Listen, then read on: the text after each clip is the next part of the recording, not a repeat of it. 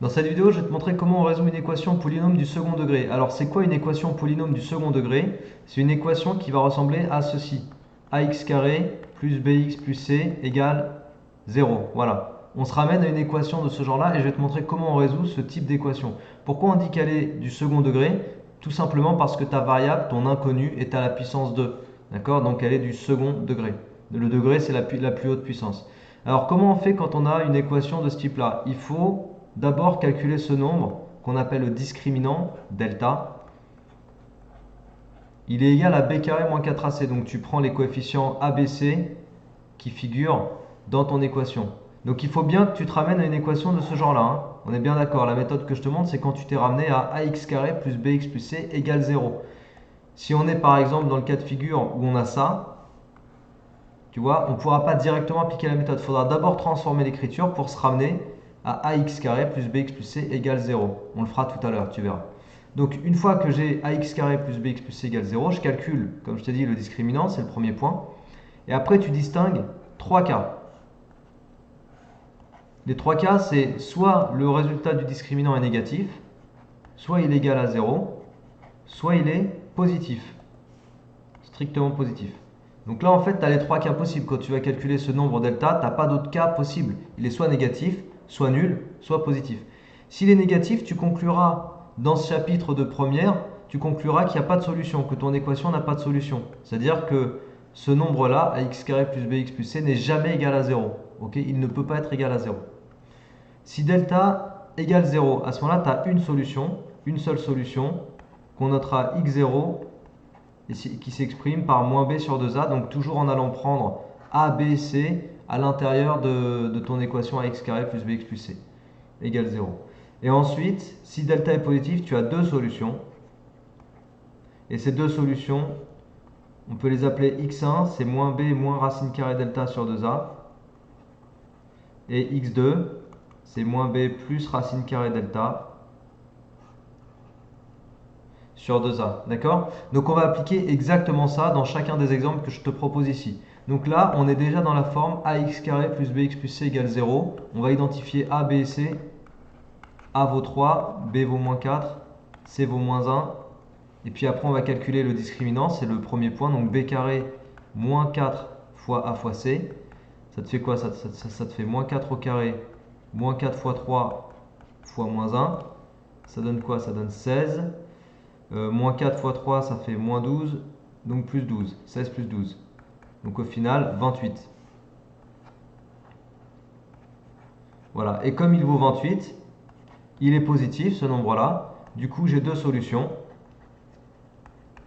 x1, c'est moins b, donc 4, moins racine de 28 sur 2 fois 3, 6. Donc j'applique la formule moins b moins racine de delta sur 2a. Je ne la réécris pas parce que je te l'ai écrite ici, hein. Tu peux la voir aussi sous les yeux, avec ton cours ou avec ma fiche synthèse disponible sur mon site. Tout ça, c'est écrit sur ma fiche synthèse, hein, de toute façon. Là, je te donne des exemples, mais après le cours, je l'ai synthétisé dans une fiche que tu as à disposition sur mon site internet, en lien dans la description de la vidéo. Donc 4 moins racine de 28 divisé par 6, ça c'est simplifiable puisque 4 c'est 28, c'est 4 fois 7.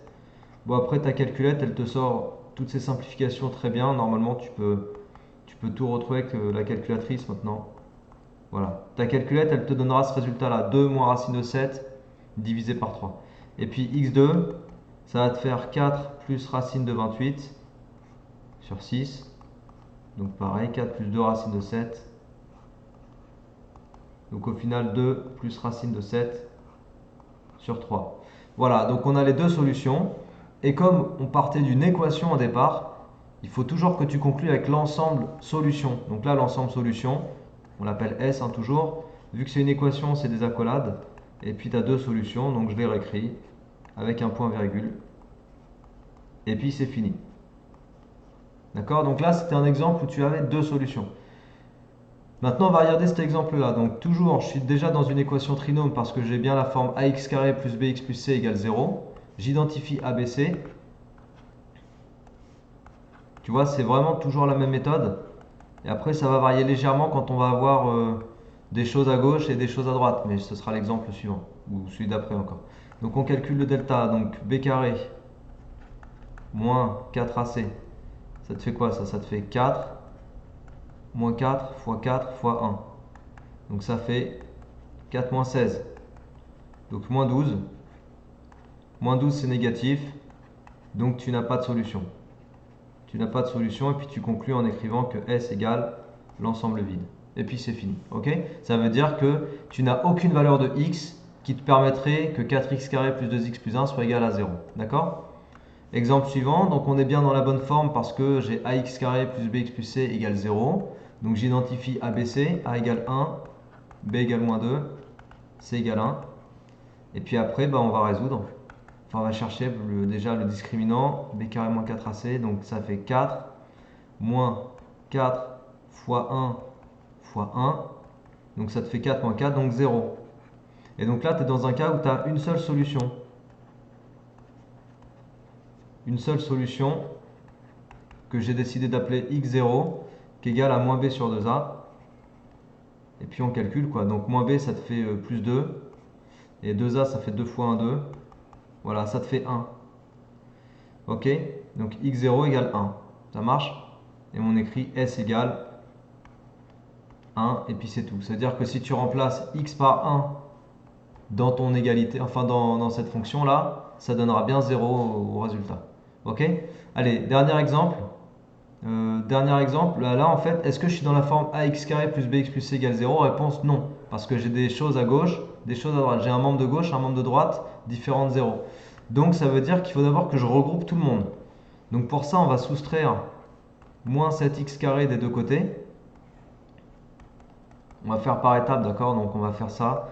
3x carré moins 5x plus 3 moins 7x carré égale 7x carré moins 2 moins 7x carré. Donc tu vois, j'ai soustrait 7x au carré comme ça. Dans le membre de droite, je peux le simplifier. Essaye de bien garder l'alignement des égalités là aussi. Petite chose, quand tu résous ou quand tu modifies des égalités au fur et à mesure, essaye de garder l'alignement des signes égales, comme j'essaye de faire ici. C'est important pour la structure. Donc, après, je fais quoi? Je vais regrouper 3x carré et moins 7x carré, ça fait moins 4x carré, d'accord? J'en ai moins 7, j'en ajoute 3, il m'en reste moins 4. Moins 5x plus 3. Bon, je te mets des étapes ici, bien que je pourrais aller beaucoup plus vite, mais je veux que tu comprennes bien ce qu'on fait. Donc là, le moins 2, il faut que je le dégage aussi, donc je vais ajouter 2 des deux côtés. Et en ajoutant 2, tu vois, à droite, ça va me faire moins 2 plus 2, ça va me faire 0. Et puis à gauche, je vais avoir moins 4x carré, moins 5x plus 3 plus 2, ça va faire plus 5. Donc moins 4x carré, moins 5x plus 5 égale 0. Et en fait, ici, je me suis ramené à une équation polynôme du second degré, c'est-à-dire ax carré plus bx plus c égale 0. Et là, je peux appliquer la méthode. Donc tu vois, en fait, je t'ai mis cet exemple parce que je voulais te montrer ce qui se passait quand on n'avait pas directement les situations précédentes, quoi. Quand on partait pas directement de ax carré plus bx plus c égale 0. Bah, ce qui se passe, c'est qu'il faut que tu regroupes tout le monde pour te ramener toi-même à cette situation où tu as ax carré plus bx plus c égale 0. Et après, la méthode, bah, c'est la même chose. Tu calcules le discriminant. Donc il fait moins 5 au carré, ça fait 25. Moins 4 fois moins 4 fois 5. Alors, j'ai la flemme. Donc je fais à la calculette 25 plus 16 fois 5. Donc 4 fois 4, 16, 16 fois 5. Donc ça te fait 105. Donc tu vois, ton discriminant, il est positif. Du coup, tu as deux solutions. Merde. Deux solutions. Et puis les solutions, bah, c'est celles... Enfin, c'est les mêmes formules qu'on a utilisées tout à l'heure, quoi. Moins b, moins racine delta sur 2a. Et moins b plus racine delta sur 2a. Alors, on peut aller chercher leurs expressions. Je ne vais pas les simplifier parce que ce qui m'intéresse ici, c'était juste de te montrer les techniques. Alors, moins b, ça fait 5. Moins racine delta, ça fait moins racine de 105. Je ne sais pas si c'est simplifiable, racine de 105, c'est peut-être simplifiable, j'en sais rien. Sur 2a, 2 fois moins 4, moins 8. Bon, je vais juste pas laisser le 8 au dénominateur, donc ça te fait moins 5 plus racine de 105 sur 8. Et puis là, ça va te faire 5 plus racine de 105 sur moins 8, c'est-à-dire moins 5 plus racine de 105, là je redresse le moins qui est en bas, je le passe devant la fraction, tu vois. Bon, ça c'est juste des écritures, des règles d'écriture. Quoi qu'il en soit, je voulais te montrer comment on résolvait des équations polynômes du second degré. Voilà, c'était ça l'objet de la vidéo, donc je suis arrivé au bout. Je vais juste te dire pour conclure que pourquoi on a besoin d'avoir à résoudre des équations du second degré. Ben, c'est souvent dans des problèmes qu'on va avoir à faire ça. Tu vois, on va avoir à traduire des problèmes, à mettre les choses sous forme de problèmes et à se ramener à des équations de ce genre-là. Ok? Et après, on doit résoudre ce genre d'équation. C'est plutôt ça le truc. Finalement, résoudre une équation polynôme du second degré, c'est juste un outil. Tu vois, c'est pas une fin en soi. C'est un outil. C'est comme si je te montrais un nouvel outil, un nouveau tournevis avec une nouvelle tête et je te disais voilà, ce tournevis, il sert à dévisser ce genre de vis. Tu vois, c'est juste un outil. C'est pas une fin en soi, c'est un outil. Donc, les équations polynômes du second degré constituent un outil que tu vas retrouver dans plein d'autres chapitres. Ben, dès lors que tu auras des équations à résoudre, dès lors que tu mettras un problème sous forme d'équation et que ça te sortira une équation polynôme du second degré. Alors là, tu iras sortir ta méthode. Mais je veux juste que tu retiennes bien comme il faut que pour résoudre une équation polynôme du second degré, il faut que tu te ramènes à ceci, ok? Ax carré plus bx plus c égale 0. Ok? Voilà, je m'arrête là parce que je t'ai montré ce que je voulais te montrer, je t'ai dit ce que je voulais te dire.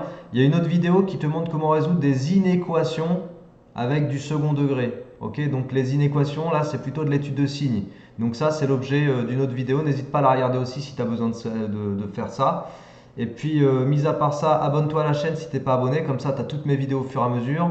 Si tu veux me proposer un thème vidéo à traiter, propose-le moi par email. Il y a mon email qui figure sur mon site internet qui est en description de la vidéo. Donc n'hésite pas à me proposer des thèmes si tu as envie. Si c'est un thème intéressant, s'il est bien à traiter, ben, je le traiterai pour tout le monde. Et puis voilà, d'ici là, travaille bien et à la prochaine. Allez, ciao!